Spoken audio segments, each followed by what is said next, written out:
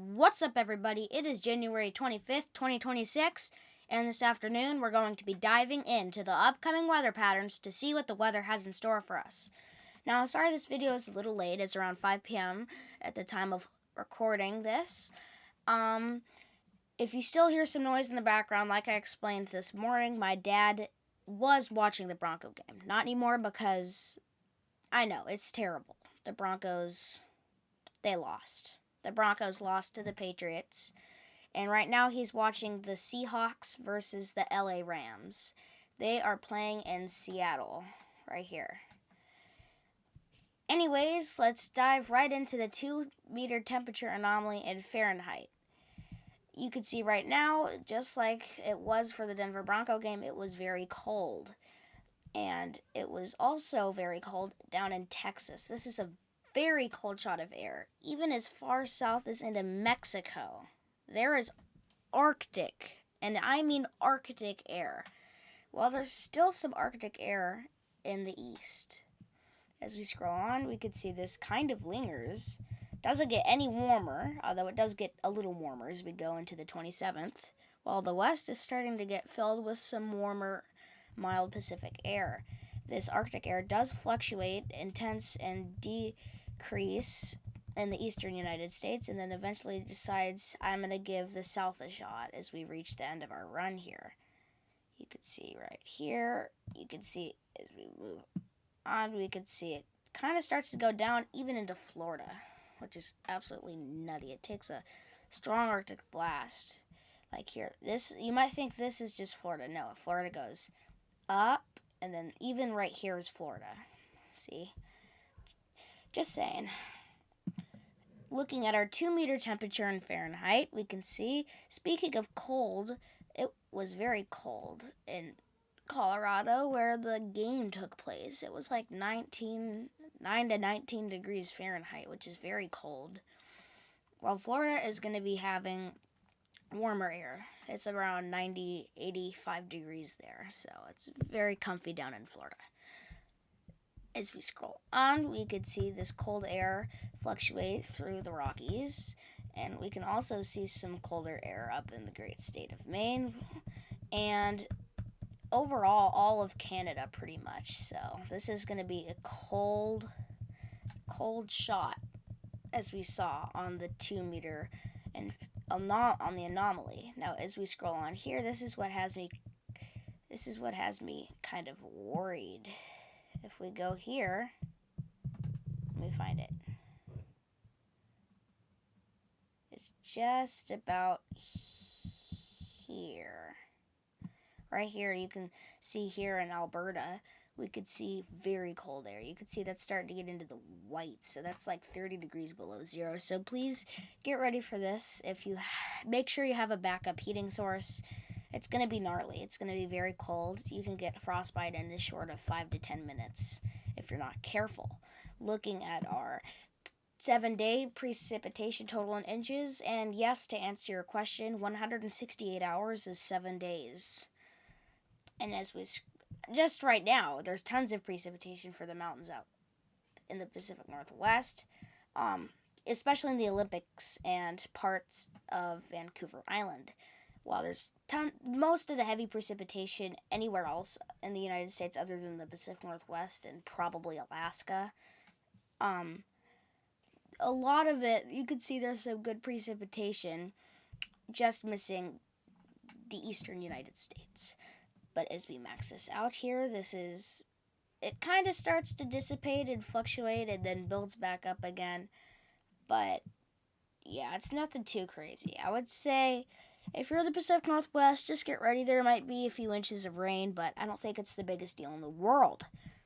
Looking at our accumulative max 10-meter wind gust in miles per hour, as of right now, the models have changed definitely a little bit. There are some high winds just off the coast of the eastern U.S., just off the coast of Washington, D.C., while the rest of the country is basically dealing with nothing.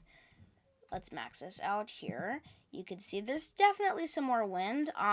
Like I mentioned before in this early morning video, there is still in Washington State right here There's a little bit less wind for the Cascades, but there is still some red streaks of wind for the Olympics. And as of Montana, a little bit less. So you can relieve yourselves a little bit there if you saw my video that I uploaded this morning.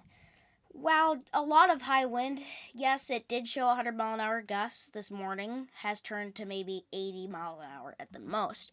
But you don't even need to worry about that because it's here off the coast.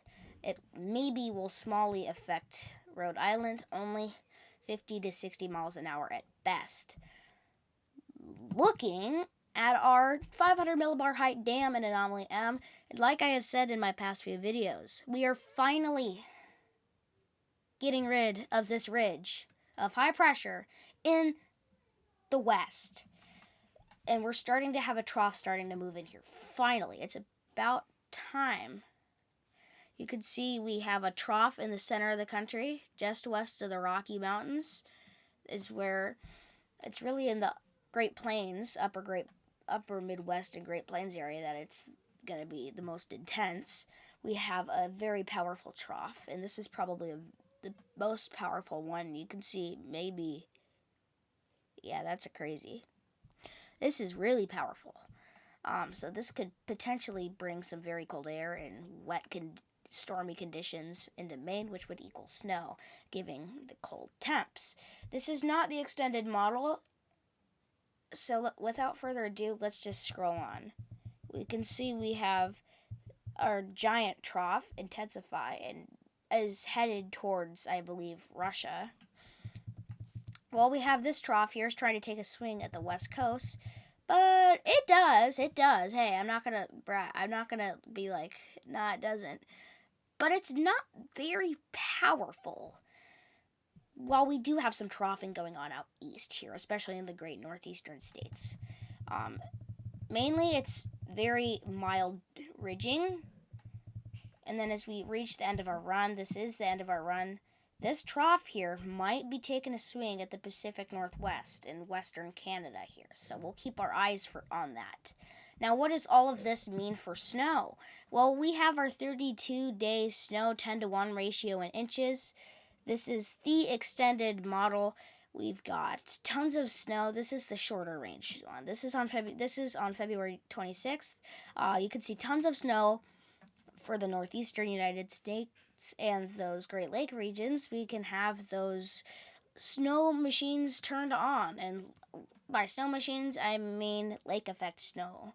For the mountains out west, yes, I will admit there is a little bit less snow in the Rockies, but that also doesn't mean that there can't be a little less snow for the Cascades. This is not the control model, but this is only 32 days, so let's not get too ahead of ourselves here. Let's max out and head right on over to the 46th day. This is in inches. This is now the 46-day snow 10-to-1 ratio in inches. This is on March 12th. We can see there's definitely way more snow for the Rockies, so don't worry. If you live in the Rockies, there's definitely snow coming your way, especially if you live in the great northeastern states like Maine, Rhode Island, New York, Buffalo. Buffalo could see a lot of snow, especially when it's like right by the Great Lakes, right here. Great Lake regions are definitely going to have those lake effect machines turned on, like I've already said. Tons of snow for the mountains out west. Keep your eyes on the forecast. This is going to be pretty wild, I would say. Definitely get your sleds by the door. I don't think winter is over, especially if you live in the west, because we've been blocked from all the Arctic shots going into the east.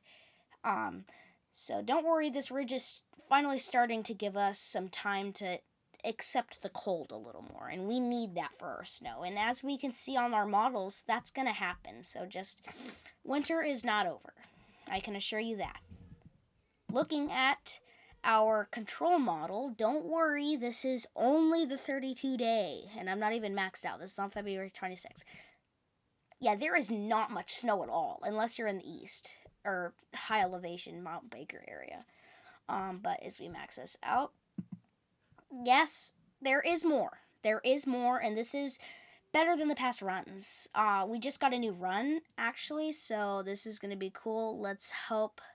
I would say the other European dived a little further south, but still, and I honestly think there could be some more opportunities for snow down in Texas with all those cold shots.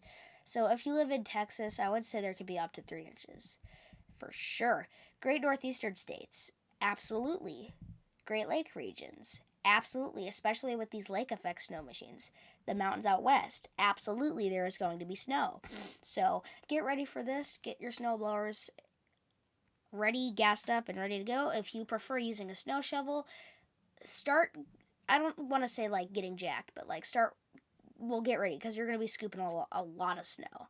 Uh, so start training your forearms and stuff because if you're planning on shoveling, like for example, if you were to live in the Rockies, let's say just by Yellowstone National Park, you're shoveling 30 inches of snow, which is roughly around waist height for a short person. So that's a lot of snow to shovel. So I would recommend a snow blower. But if you want to use a snow shovel, then I would just say start preparing. Start because it might take a while. Just being honest. Looking at our 46-day control model, yes, it does show more, and this is good for our snowpack, especially in the northeastern states. And I have mentioned Telluride in the mountains out west before. So this is gonna be my last video for this weekend. Make sure to like and subscribe if you like the video. Like I said, make sure to like and subscribe, like the video, and share the video with friends and family. And I will see you guys Saturday morning.